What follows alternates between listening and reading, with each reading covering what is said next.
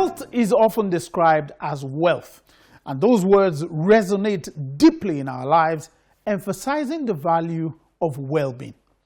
We're reminded of this truth daily as our overall quality of life depends on the state of our health. However, when illness strikes, we naturally turn to medication in search of relief and recovery. For many Nigerians, though, this relief is sometimes overshadowed by fear and uncertainty. Fear and concerns about the reliability of the medications available. With the perception of counterfeit drugs pervading the society, most Nigerians are unsure of the medications they will likely get in the event of ill health. In our discussion tonight, we sit with the Registrar, Chief Executive Officer of the Pharmacy Council of Nigeria, Ibrahim Ahmed, to consider this and other issues.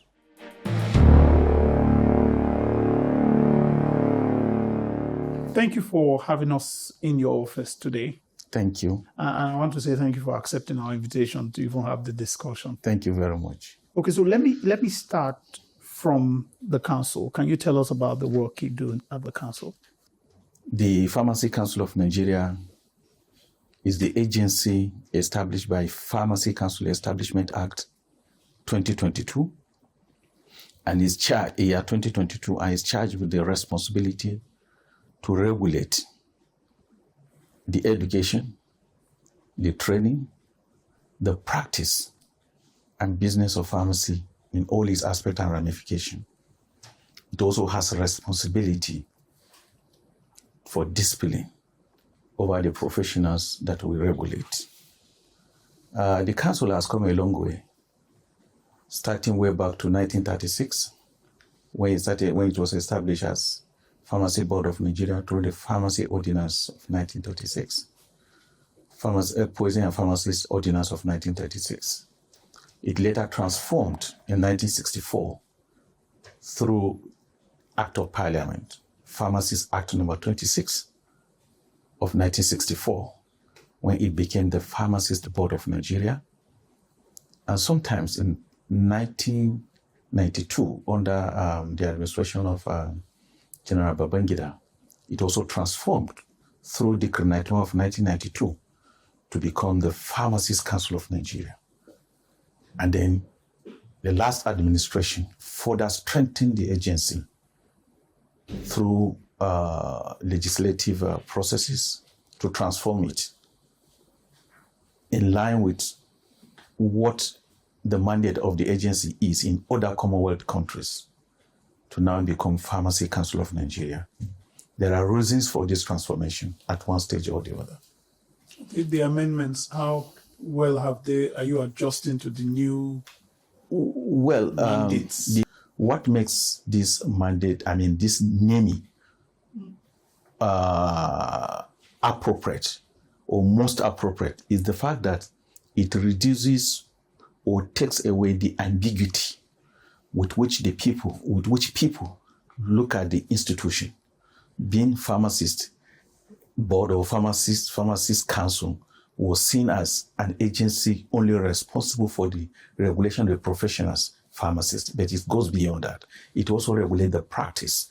And within this practice arena, you have people who are also not pharmacists. You also have sub-professionals who are pharmacy technicians, who are also regulated by it. You also have patent and proprietary medicine vendors who also operate in this field. You have people who are into importation. You have people who are set of factories who are into the production of drugs, who are not pharmacists. So being Pharmacy Council brings it out clear. It makes it all encompassing, make it consistent with what you have in other Commonwealth nations. It has also reduces the problem of litigation, because this title alone has brought a lot of litigations. And when we go deep down into it, one of the things that this act has cured is the regulation of patent and proprietary medicine vendors in this country. The patent and proprietary medicine vendors were created a long time ago, but the authority to regulate the PPMVs was in the office of the Honorable Minister, who now chooses to delegate that authority to any agency of government or any tier of government that the minister so desired to do. Before you go too far, you said the patent and proprietary medicine. These are people you call chemists. These are non-pharmacists who are licensed by the council to sell over-the-counter medicines. Okay. Reason being that we have inadequate number of pharmacists. We also have inadequate number of health institutions. And even the ones we have are skewly distributed in favor of the urban areas against the rural areas.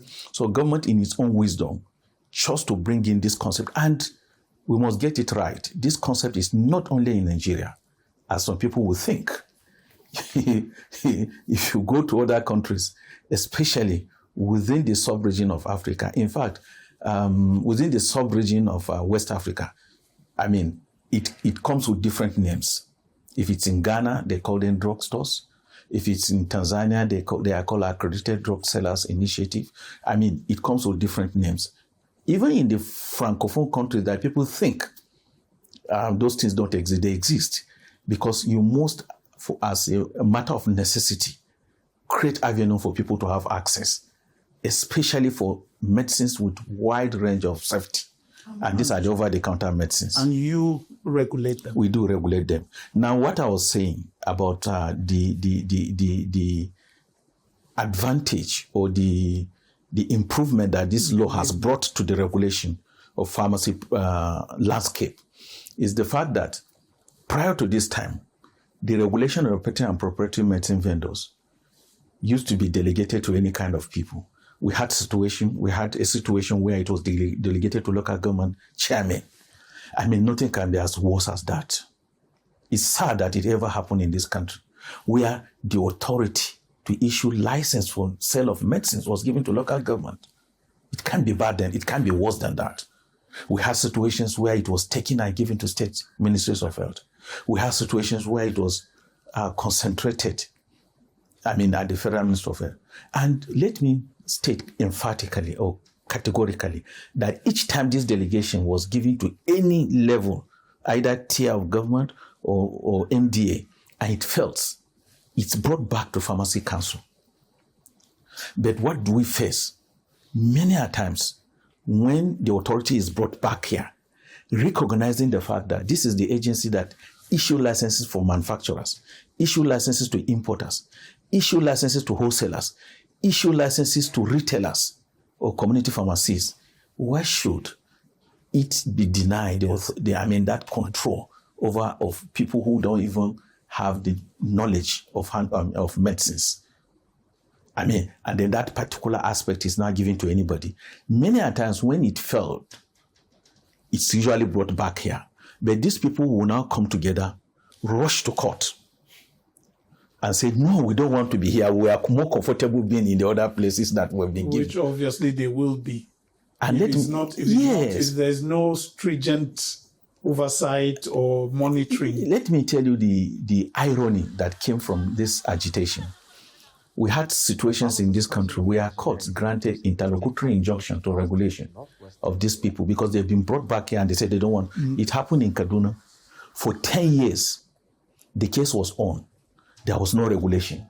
The associations began to regulate themselves. It also happened in Benin. We had similar case in Akure. At a point, we were going to court in about 47 different locations. And while the cases are going on, it's a free day. It's a free day. We are happy that this law has consolidated that regulation and put it back in the body of the Pharmacy Council of Nigeria Act. So the issue of agitation no longer exists. But what that means now is for the country. Yeah. Everything is now with the council. Everything is now with the council from 2022. Even within the local governments and the states. Everywhere. Within the geographical space called Nigeria. Okay. It's now here in the council. So how do you work with states then? And I need to state here that Nigeria is a big country. Very. And we have very good layout structure for the regulation of every sector. Specifically, when it comes to inspecting, approving, and licensing manufacturing facility, we don't delegate it. We do it from here. is done from the PCN. Then when it comes to regulating, inspecting, approving or not approving, recommending people who are involved in importation, in the wholesale, as well as community pharmacy, or in the distribution of medicines that are called distributors. We have committee in every state, which are called pharmaceutical inspection committees. The Director of Pharmaceutical Services in the ministry serve as the chairman. We have offices in every state of the federation, and our state officers serve as the secretary to those committees. And then we recruit reputable pharmacists into these committees who undertake these inspectorate activities. For the PPMVs in every state too, in the wisdom of the council, we have Patent and Proprietary Medicine Vendors License Committee.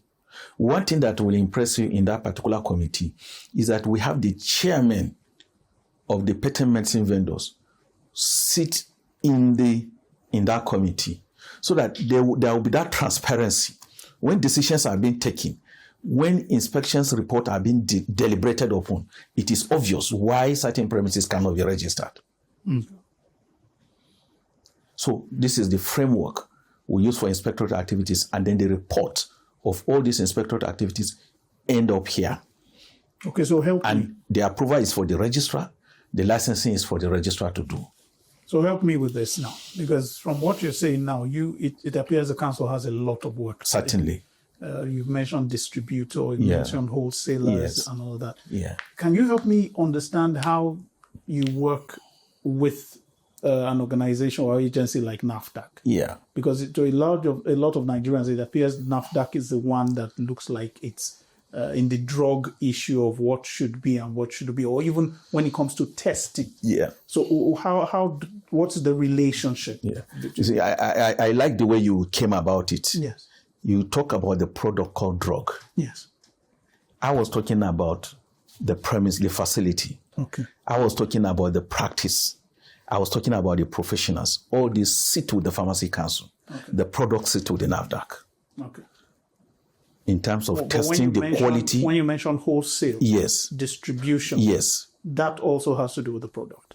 No. Okay. The products are involved. Yes. But the process itself is a practice. Okay. Because we have what you call minimum standard of ensuring, we call it compendium of minimum standard of practice in Nigeria. Okay. And these standards of practice are clearly spelled out for the various categories of practice, whether at manufacturing level, whether at importation level, whether at the level of distribution, the level of wholesale, the level of community pharmacy, and so on, hospital pharmacy, and so on and so forth.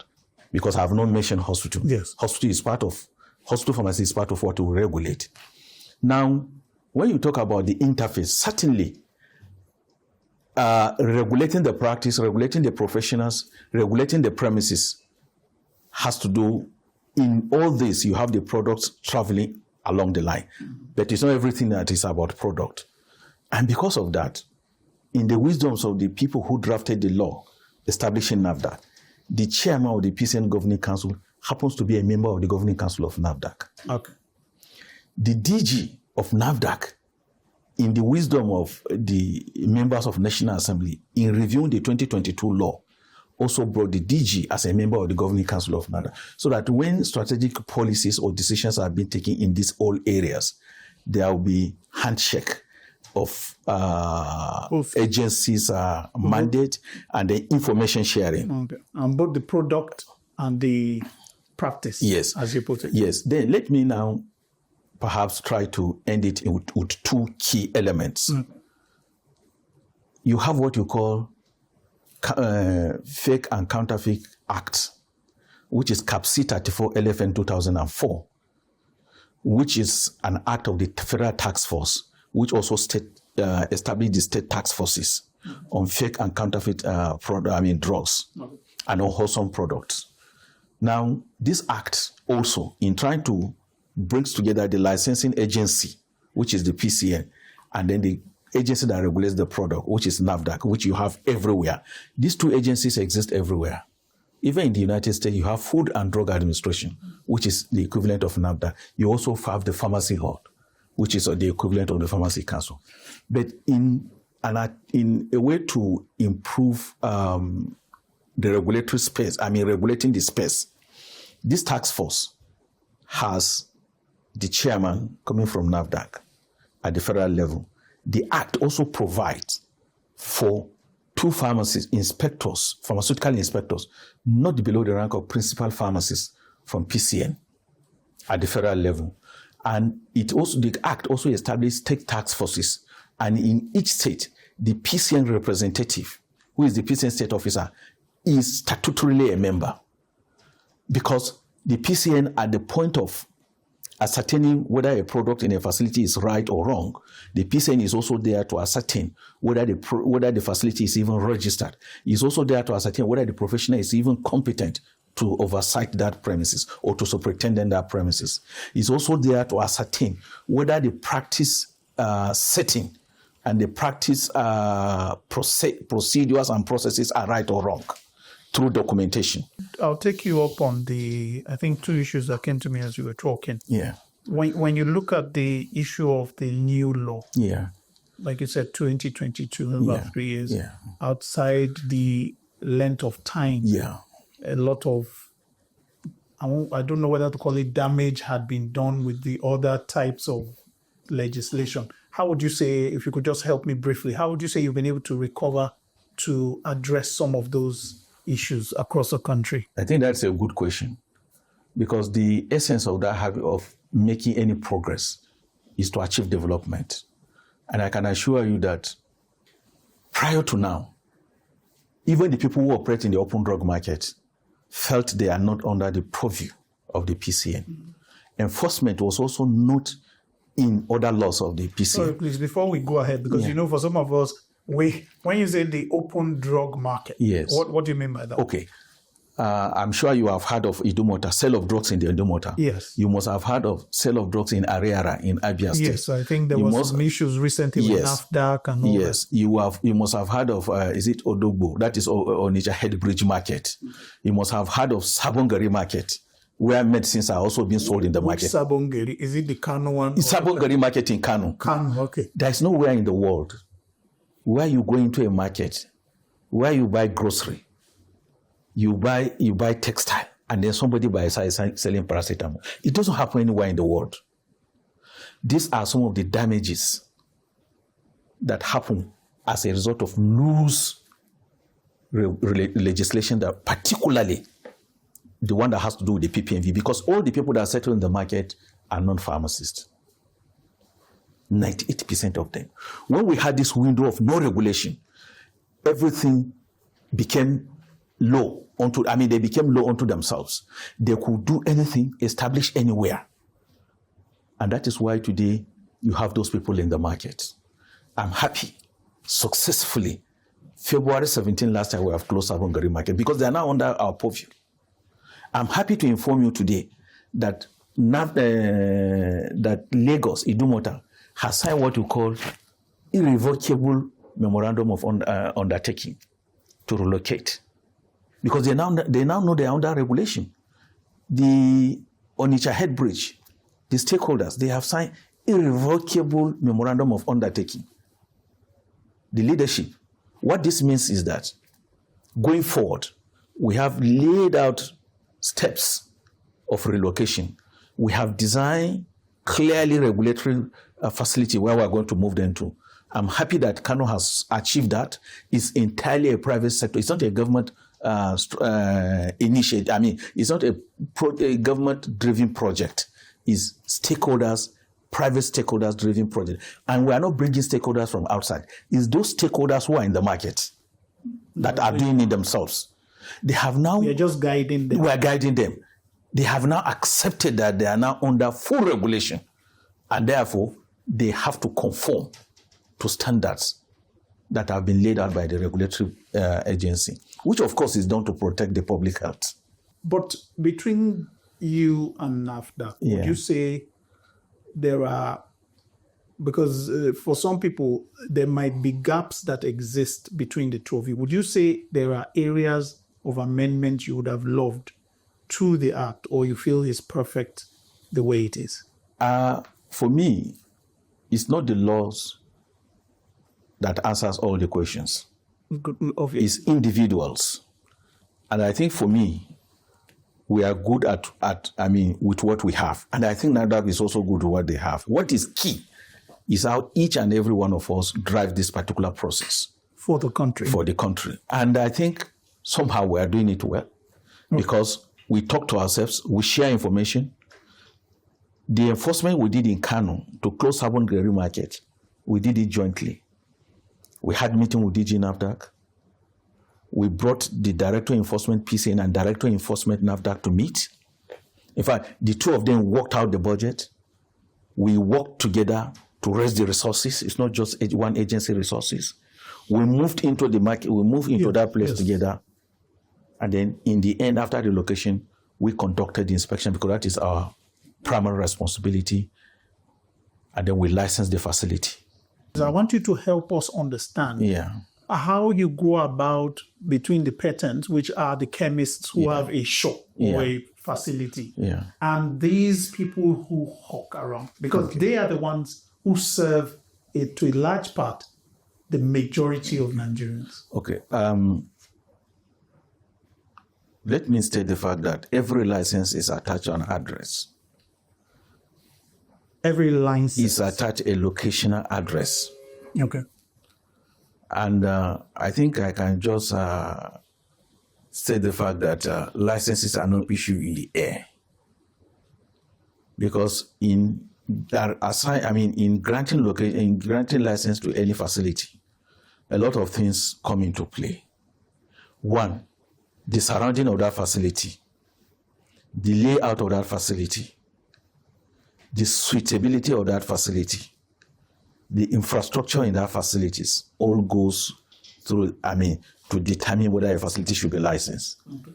That is not possible for somebody that is mobile, going about with the product.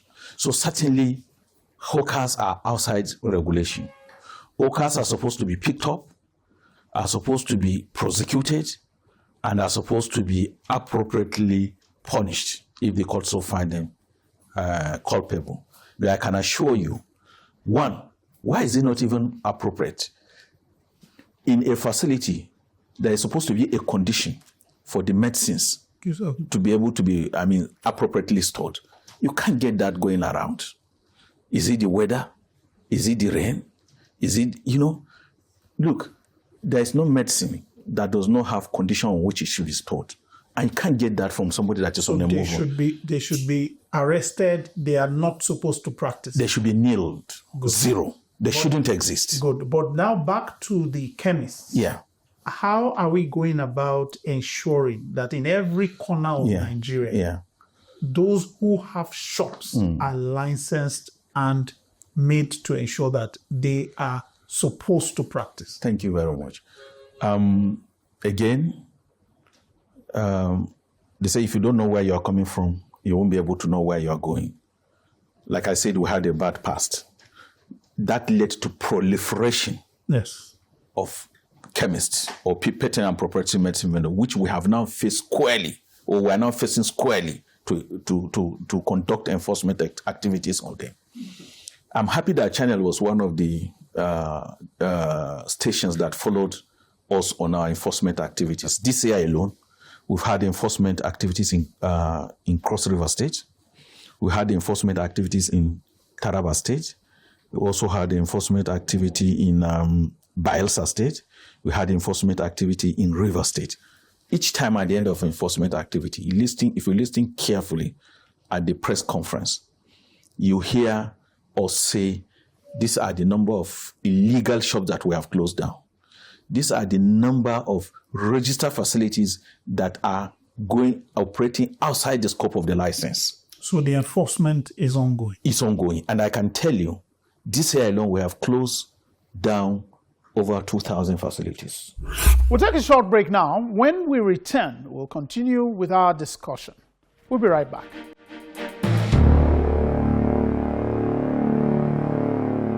Welcome back from that short break. Thank you. Yes, I would like us to continue, and I had to stop you. You were talking about the issue of enforcement on the patent. In fact, the enforcement is across the pharmaceutical value chain. Okay. Yeah, from pharmacy down to the patent and proprietary medicine. Okay, so it wasn't only concentrated. No. Okay, but so when you mentioned the figure of 2,000, that didn't include only that wasn't for just the patent. No, you have pharmacies in there, maybe about 10-15%. Well, what would make you shut down the pharmacy? Well, if pharmacies are established without any registration, without having a superintendent pharmacist, without also, we have situations where pharmacies just spring up illegally. People just see it as a means of making money. Yes. It will interest you what we did in February here in Abuja. We come 230 estates in this country. Because you know that these facilities where medicines are sold also contribute, if they are not properly regulated, to the issue of crime. Okay. Because people access drugs from there, especially controlled medicines. Yes, and that is what these open drug markets are contributing. That's why you have this challenge of criminal activities, insecurity. Anything goes in there in the market. Any and everything happens there. But I'm happy that they are now coming back. They are now fully under regulation. Now, we had to go do surveillance to 231 estates in FCT in February. And in there, you can't believe, we had facilities being established to service estates that are not registered in FCT. It is capital of this country. In estates that will be in the urban area. In the urban area, where you're supposed to have well-enlightened individuals. Well, I'm happy to report that we have eliminated all of them. We ensure that we have each of those facilities evacuated. We also had a few cases where we had poison cupboards. You know, in a facility, you're supposed to have controlled medicines kept in poison cupboards under lock and key. Poison the cupboard. We call those cupboards poison, where you keep controlled medicine are not supposed to be displayed in the open counter. Look and live there. Yes, in fact, you also have a register called Controlled Medicine Register. Every controlled medicine is supposed to be issued based on prescription and the name of prescriber, as well as the person who dispenses that medicine is supposed to be entered. So that each time we go, we'll be able to monitor the inventory in terms of use of controlled medicines. They had facilities here in FCT where controlled medicine cupboards were left open. In fact, we have had to bring some of those people already. They are currently going through preliminary investigation, and in the end, they will go to disciplinary tribunal. And if they are found, cases established against them, because of course the tribunal will do its due diligence, I can assure I will strike off their name. Okay, so help us here, because to a large extent, when you mentioned this scenario you did just now, the ultimate victim are the people. Yeah, is the ordinary person who walks into a facility that appears well designed. All the tables it looks like a pharmacy. How does an ordinary person know what should they look out for to be able to check and say, look, doesn't appear to be one? It's simple. And maybe call you people to say, come and help us check this out. It's very simple. Every facility duly registered and licensed by the council is supposed to conspicuously display the license on the wall. So once you go in and you don't find that, you just know you're you're in the wrong place. Okay. You also mentioned the issue of a pharmacist. Yes. You ask for the pharmacist. Is it gentleman not just wearing a white lab coat and I tell you that he's a pharmacist. The point to him is a pharmacist. You can ask for the license of the facility. Okay. So that should cover. Because each facility has the license of the facility as well as the license of the superintendent pharmacist, which we call annual license. Okay. If he's truly a pharmacist, you can see his name on the license. Let me read this first. This is a quote I got. It says, estimates suggest that between 13% to 15% of drugs in circulation in Nigeria are fake or substandard. And that's according to official government figures. However, the Association of Community Pharmacists of Nigeria warned that over 50% of drugs currently in circulation may be counterfeit or substandard. I want to understand your own view on that. Well, my own view, first of all, is the fact that the issue of substandard medicines is a global phenomenon. So, but what is critical is the significance or the percentage of its prevalence in circulation. And here, I think 13 to 15%. Well, I agree, is possible. Looking at where we are coming from, where we had a time where regulation completely was off the table. But to say that it is currently 50%, I'm not sure if it's backed by any study. I've also not seen, because even when that was mentioned, I didn't see it backed up. They just say it may be. Okay. And I'm not sure that has been. Let me give you an example. I don't know whether you listened to press release by the Coordinated Wholesale Center, KPP in Kano. They came out to say clearly, because we have now moved them out of the market and they are now operating in a decent environment under cover of registration and licensing. It came out to say this as the quantity of drugs that we have intercepted from coming into the facilities, and there are figures to it, and they also handed it over to government. So if we talk from that objective point of view, I can say, okay, this is the percentage. But that percentage of 50%, of course, I think is not backed by any. It could just be a speculation. Now, you go to the field. Yeah. From the end, like you said, from the distribution, the wholesale, and all that. Yeah. Do we have a problem? Yeah. Would you say we have a major problem of counterfeit drugs in Nigeria? Certainly we do have. And I'm sure we are getting out of it. Because by the time we get this open drug market, because 60 to 80, almost 80% of what is happening is in those locations. Those locations are not under any regulation. That's the side aspect of it. But one good thing is the memorandum of undertaking they have signed. They have also opened the door for us to now, which of course was signed about 2 months ago, to regularly come in to see what is happening. And for NAFDAC to also come in to also pick their products perhaps to see what they are actually selling. Before now, it was a no-go area. We now can do this because we have a legislation authorizing us. So they have opened up themselves, and I'm sure they are now also being careful in the way they do their things. They trained the point where you went in, like you said, there was a period where it appeared there was no regulation. Yeah. They were free to do what they have. Yeah. And now, when you people moved them, while you were doing the moving, was there any check to understand the state of the drugs or what they had in their possession at that point before the move? Let me tell you the scenario. Yes. When this directive was given, we had people who felt they should go out of the business because they knew what they had could not just go in there. We also had people who said, okay, they are ready to go, but perhaps they want to dispose of the things they know they were doing that was wrong. Let me tell you that the structure of these facilities is attached to a laboratory where regular sampling of this product is done. So nobody comes in there with just anything. Okay. We also have offices for a PCN staff there. We also have offices for a NAFDAC officer there. So we do regular monitoring and check on this. So nobody comes in there just anyhow, because you are under full regulatory cover. So what do you say to Nigerians who have this perception right now? And it's been fueled by reports.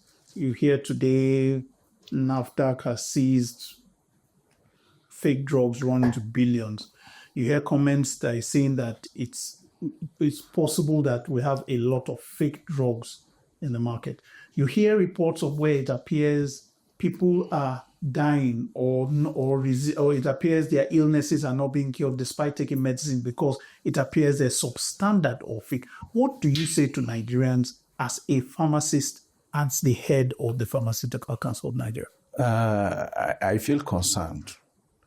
But one thing we must also take note of is the fact that I don't know whether you listened to about 2 weeks ago a press release by the Controller General of Customs, where I think about 20 containers were seized coming into the country through importation. They were actually labeled not as pharmaceuticals.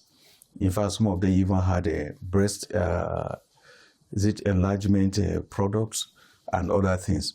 Most of these things come from outside, imported products. And many a times they come in by way of deceit.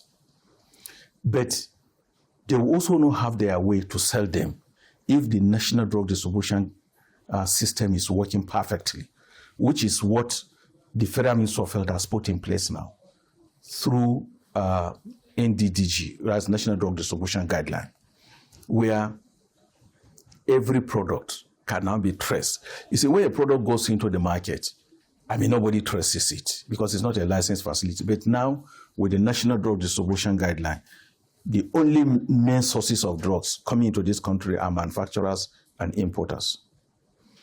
And if you know that the structure is such that everywhere where medicines are sold are under purview of regulation, you will not have where to sell these medicines. You won't have. Because what we are supposed to have now, going forward, is that apart from the manufacturers and importers who are the primary source, the next level are going to be the mega drug distribution centers. We are going to have coordinated wholesale centers, which are these people from the market. You are going to have drug management agencies. You are now also going to have stand-alone wholesalers. If you know that you cannot go to anywhere other than these places, you don't have any other place existing where you can take your drugs to that is not under regulation, I'm sure you'll be very careful. Before now, these structures were not well defined. Why were they not well defined? Though it's clear where you're supposed to take your medicine to, but you also have the option of taking them to places that are not under regulation. And 90% of those products end up in those facilities. So by the time we dry up those locations, I can assure you, even the people engaged in this, you won't have where to take them to. So if you were to put a timeline, the work you have on your hand now, and this process you've outlined now, when do you think we can get to a place where we can say in Nigeria, we can be sure to a large extent we've tried to address inflow of substandard and counterfeit drugs? Because you are trying to mop up, you are trying to put the system in place. Yes. Like I told you, we have achieved that in Kano. The project in Anambra, of course, it's a very big capital project. It's ongoing. In less than 2 years, by the memorandum of undertaking they have signed, they will finish their own, will close the Obogo market. Good. Lagos, they have put in, because of the nature of the land on which they are building, they put in a lot of money, billions of naira, well over 10 billion. And I can assure you too, in a very not long from now, because I can show you pictures of projects that are going on now. You see, that's the beauty of this new law. These are the same people that are also giving us updates now, because they know they are now under regulation. In a very short while, that will be completed, and I think we'll relocate them.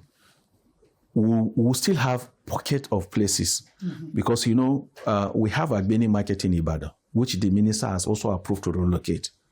We have another market in Imo, which the minister, they are small ones.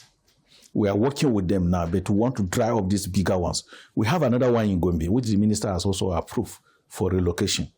So it's a process, but the good thing is the end is going to be good. Nigerians can be rest assured. To a point where they can buy their drugs. Let me take you to the point where some people have actually blamed pharmacists for some of the inflow. We hear of points where it appears it's maybe the manufacturers or whatever, that actually go abroad to say that the drug coming into the country should be, capacity or whatever should be is reduced. Do you have cases where you actually have had any report, and what do you do in such cases? Well, if I say I have not had, I think that would not be true. We had a situation, even in the course of our inspection, to have seen some people trying to cut corner even within, and we bring them to the tribunal and shut down the facility. We also take reports from NAFDAC of pharmacies that have been found to have had, by the oath which they took, and those names were forwarded to us. We put them through investigation, and I can assure you that once the case is established, then we'll strike off their name from the register. It's happening in every profession. You have bad eggs everywhere. But I can assure you that once we're able to establish a case, which definitely we will, there will be no cover for anybody. There won't be. And I want to assure Nigerians for that. We struck up names, not more, just about 3 years ago, and many more are currently, we have more than 20 going through investigation now. Is there a way pharmacists themselves who dispense the drugs can also play a role in flagging what may be or may not be a drug that may be substandard or counterfeit? Is there a way you people have looked at it that they can play a role? Yes. I think we must give it to the community pharmacist. And if you find out from NAFDAC, they have a link with NAFDAC. One, where they voluntarily hand over drugs that, one, they're either suspected to be fake or they're expired. And from time to time, they come together voluntarily. And I think even last year they did that, running into billions. Voluntarily. I think that self-regulation is good. Okay. Yeah. And so for drugs that have expired, when they bring one, it's now traced to mop them up from the market, or how it does it work? Well, because they work in a network of association. Okay. Certainly, once it's found in one facility, you can flag it.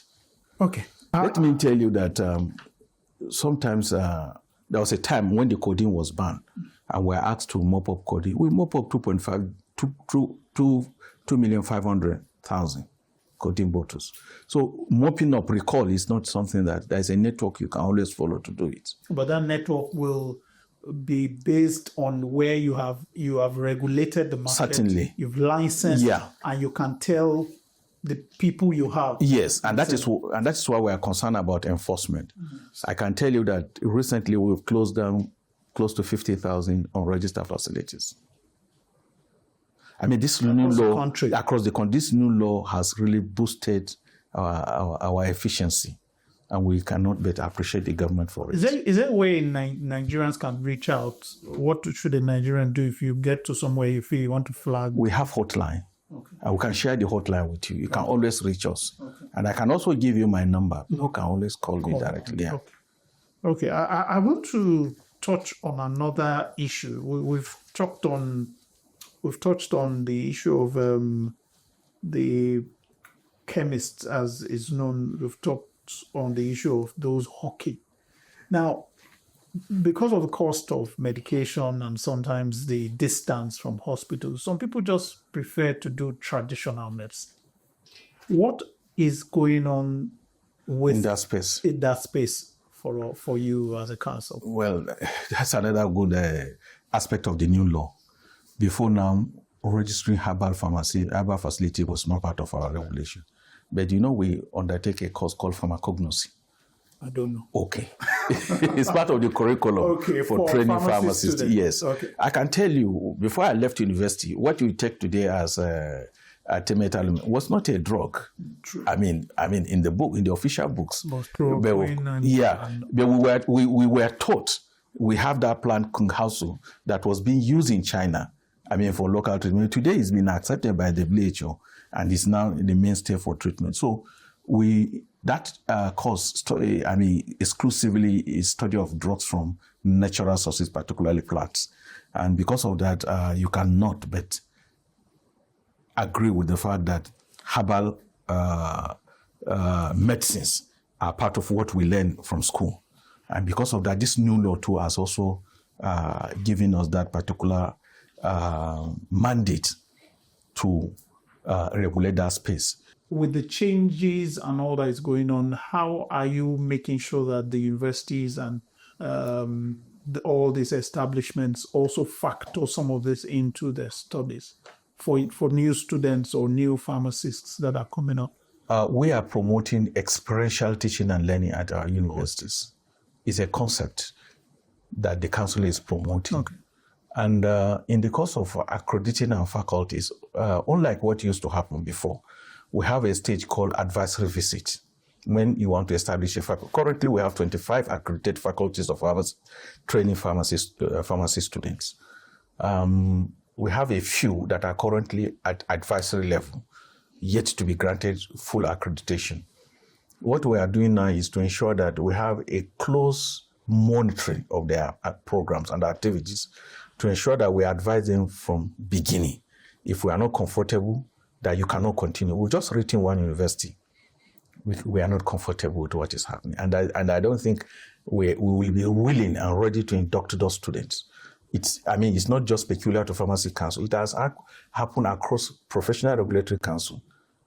I'm sure you've had a situation where some courses, Yes. yeah, they are graduates couldn't be accepted. Yes. Yeah. Yes. So it's not new. It's not peculiar to us. We'll continue to put our eyes on the standards of training and particularly the curriculum. And the NUC has approved the new PharmD program for faculties of pharmacy. So that is what we now accredit. What do you going mean when forward. you say experiential? Experiential, just like we are saying now, is to bring to bear the happenings in the field to the class. Some of these things they are not, you can't find them in any book. I'm sure you won't find them. Yeah. But then we need to tell these stories. People need to appreciate so that they can connect with the realities. But how would you rate the practice of pharmacy in Nigeria generally? Okay. From your own vintage Position. position. You see, if you are looking at pharmacy practice, you have to look at it from various directions. Are you looking at it from the practice within the industry? The pharmacists who are involved in industrial production of medicines? Or you are looking at it from the pharmacists who are in the distribution chain, playing their role in that particular place? Or you are looking at it from pharmacists who are in the hospital, rendering pharmaceutical care services there? Or you are looking at it from pharmacists who are in the community pharmacy, who of course have frequent or like first point of call for patients. People who are seeking medicines.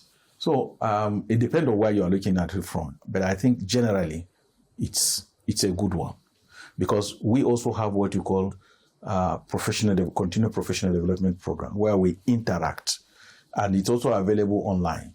At the end, you also take some programs. Tests. Are your members in the university, would you say they're doing enough to also make an impact on the practice in the country? I'm happy you mentioned the issue of China, where they actually went, because I read about that one, they went back to their old, that's where they got the anticinate. Yeah. Went through what they used to use. Yeah. Over here, we used to use dogoyaro leaves and all, yet we seem not to transit. What is it? Is there a missing gap in our own intellectual space here that we can't seem to get from our local medicines here? I don't think there is, because a lot of work has been done. Okay. You have a lot of research done. Of course, what we currently do not really have is a proper handshake between the industry and the institutions. But I think that is also improving, because that relationship, I think, has brought about 2 products to the market now. Okay. Yes. And I also know of some universities using their pharmaceutics department to undertake formulation of products using herbal materials. Of course, I've seen in the course of our in the course of our accreditation process. We've seen some who have done well. And I think, especially with where we are now, in this new era, in fact, we're even in the process of restructuring that department. It's no longer going to just be pharmaceutical, pharmacognosy, which we went through.